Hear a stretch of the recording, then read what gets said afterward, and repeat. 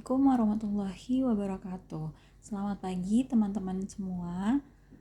Nama saya Sumayyah. Hari ini saya akan membahas topik yang sangat penting dalam dunia pendidikan bahasa, yaitu klasifikasi kesalahan dalam pembelajaran bahasa.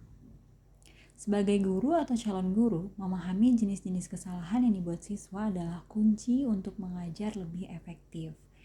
Kemudian kita masuk bagian pendahuluan. Setelah kesalahan diidentifikasi, pengelompokan berdasarkan spesifikasi linguistik ini sangat penting dalam membangun gambaran tentang fitur bahasa target yang mungkin menyebabkan masalah bagi pembelajar. Ketika kita bisa mengidentifikasi dan mengelompokkan kesalahan siswa, maka kita dapat memberikan bantuan yang tepat sasaran untuk para siswa tersebut. Kemudian, pendekatan klasifikasi kesalahan. Ada dua cara utama untuk mengklasifikasi kesalahan. Yang pertama, klasifikasi berbasis kategori, yang dimana guru menetapkan kategorisasi kesalahan sebelum mengumpulkan data, yaitu mengandalkan pengetahuan sebelumnya tentang kesulitan linguistik umum kelompok pembelajar tertentu. Yang kedua, yaitu klasifikasi berbasis kategori, di mana peneliti mengumpulkan kesalahan terlebih dahulu, kemudian menetapkan taksonomi yang sesuai setelah interpretasi dan analisis awal. Seperti mengelompokkan kesalahan dulu yang ada, baru kemudian dibuat kategorinya. Next, ada 4 kategori utama dalam kesalahan berbahasa. Setelah melakukan penelitian, para ahli menemukan 4 kategori utama. Yang pertama yaitu adalah kesalahan ortografi, yaitu masalah ejaan dan penulisan. Yang kedua, kesalahan fonologi, yaitu masalah pada pengucapan. Yang ketiga, kesalahan leksikosemantik, yaitu masalah pilihan kata dan makna. Yang keempat, kesalahan morfosintaksis, yaitu permasalahan pada tata bahasa. Nah, 4 kategori ini saling terkait, tapi masing-masing punya karakteristik. Yang pertama, kita masuk pembahasan kesalahan ortografi atau kesalahan ejaan. Siapa sih yang gak pernah bingung dengan ejaan bahasa Inggris? Bahasa Inggris ini emang agak tricky ya, karena gak konsisten. Contohnya, di sini ada ketidakcocokan suara atau huruf. Ketidakcocokan suara atau huruf. Contohnya, representasi ejaan suara huruf U itu ada banyak banget nih dalam bahasa Inggris. Contohnya ada to, shu, jun, tru, soap, juice, stroke. Nah, itu kan U-nya beda-beda ya pengucapannya. Kemudian ada juga yang ejaannya sama tapi pengucapannya berbeda. Contohnya pada huruf A, jadi dia memiliki ada 9 ucapan yang berbeda. Kemudian pengucapannya yang mirip tapi ejaannya berbeda. Nah, di sini contohnya ada egg dan egg, itu kan mirip ya, tapi artinya sangat jauh, sangat beda. Kemudian ada bird dan bird, pengucapannya mirip tapi ejaannya berbeda. Oke, selanjutnya kesalahan fonologi atau kesalahan pada pengucapan. Kesalahan ini bisa terjadi karena beberapa hal, terutama perbedaan antara suara bahasa target dan bahasa ibu. Kurangnya fonem TL dan NL pembelajar. Contohnya suara TH atau the dalam bahasa Inggris tidak ada dalam bahasa Persia. Jadi penutur Persia menggantinya dengan suara lain seperti T atau D. Perbedaan struktur kata antara L1 dan L2. Bahasa ibu kita mungkin mempunyai aturan suku kata yang berbeda dengan bahasa Inggris. Dan ini bisa mempengaruhi cara pengucapan kita. Kemudian, pengucapan ejaan kata. Kita cenderung mengucapkan kata yang persis seperti ejaan, padahal nggak selalu kayak gitu. Contohnya watch, seringkali dibaca watch, padahal nggak seharusnya seperti itu. Kita cukup membaca dengan watch. Kemudian masalah huruf diam atau silent letters. Dalam bahasa Inggris ada beberapa huruf yang ditulis tapi tidak diucapkan. Contohnya ada huruf H pada kata-kata honest. Nah, banyak sekali pelajar yang membaca huruf A tersebut, jadi mereka membacanya honest. Kemudian kesalahan leksikosemantik atau kesalahan dalam pilihan kata.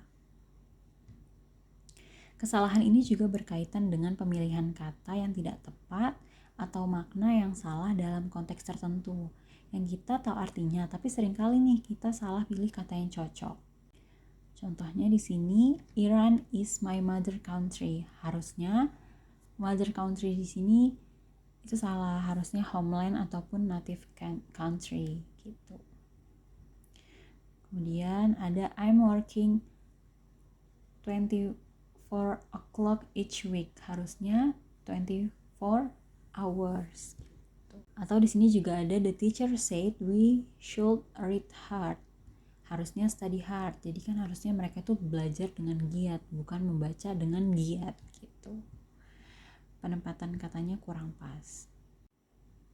Kemudian kesalahan morfosintaksis. Nah, ini kategori yang cukup luas ya, karena ini berbagai macam masalah tata bahasa atau yang kita sering sebut dengan grammar.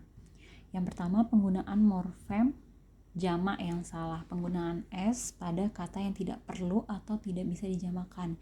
Contohnya di sini seperti we can get much information. Harusnya itu s-nya itu tidak perlu.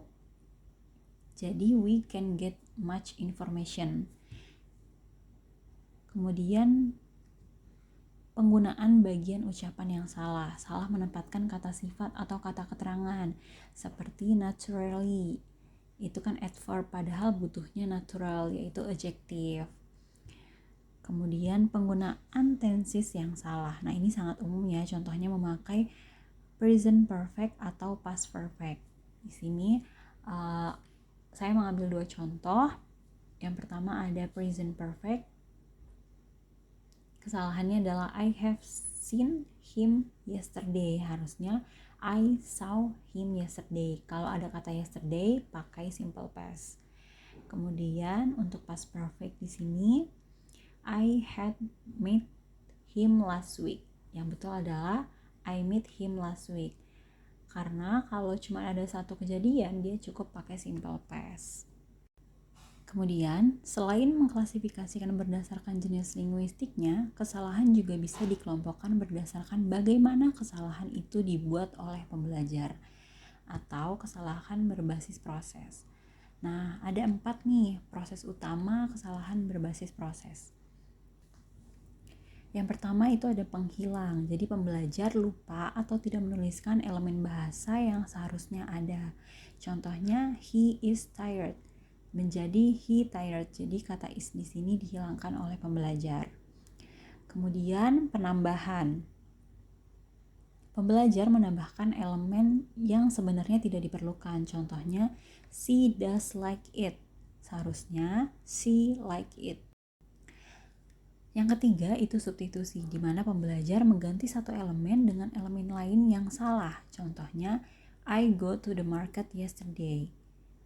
Mengganti kata when dengan kata go. Nah, ini mengganti elemen yang salah. Yang keempat ada permutasi. Ini adalah kesalahan urutan kata. Contohnya, the book is here.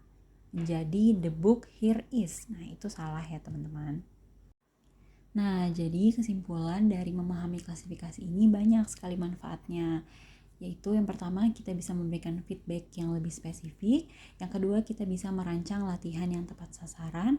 Yang ketiga, kita bisa memprediksi kesalahan yang mungkin terjadi dan mencegahnya. Yang perlu diingat adalah kesalahan adalah bagian normal dari proses belajar. Yang penting adalah bagaimana kita sebagai guru membantu siswa dalam belajar dari kesalahan tersebut. Dengan memahami klasifikasi ini, kita bisa menjadi guru yang lebih efektif dan empati. Terima kasih. Sekian presentasi dari saya. Wassalamualaikum warahmatullahi wabarakatuh.